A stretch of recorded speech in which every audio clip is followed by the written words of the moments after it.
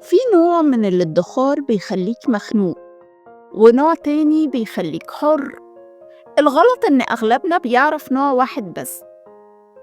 أهلا وسهلا بيكو، معاكو نهلة فؤاد، وانت بتتفرج على برنامج خلاصة في 5. عمرك حسيت إن كلمة ادخار تقيلة؟ تحس معناها حرمان، إنك تكمم نفسك عشان مستقبل لسه مجايش. أنا كنت كده لحد ما فهمت إن المشكلة مش في الادخار، المشكلة في إني كنت بخلط بين نوعين مختلفين قوي. النوع الأول وهو ادخار الحاجات الكبيرة، وده ادخار البيت أو العربية أو السفر أو أي حلم كبير محتاج وقت، وده مهم طبعا، بس خلينا نكون صراحة، ده طويل النفس شوية ومش كل يوم بتحس بثماره. عشان كده لو اعتمدنا عليه لوحده بنزهق وبنقف.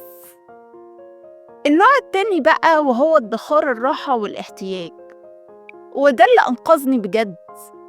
فلوس مش للحلم البعيد، فلوس لدلوقتي، كرسي يطورك، لبس شتوي محتاجاه، حاجة تنفعك في شغلك، أو حتى حاجة تفرحك من غير ذنب.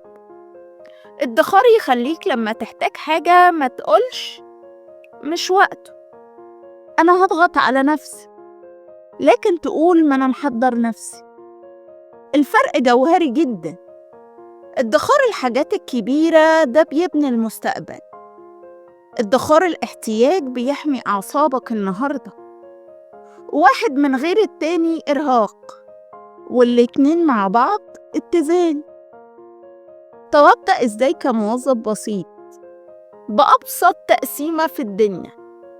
أي مبلغ صغير جزء للحلم الكبير وجزء لراحتك الشخصية، حتى لو 3% أو 2%. المهم إن فلوس راحتك تبقى مسموح تصرفها من غير ما تحس بذنب ولا خنق. النتيجة نفسيتك أهدى، قراراتك أذكى. لما بيجي كورس أو فرصة ما تترددش، ولما تحتاج حاجة مهمة ما تتحبس. الادخار ساعتها مش قيود، الادخار حرية صغيرة. الخلاصة إن الفلوس مش بس أمان للمستقبل، الفلوس أمان للنفس.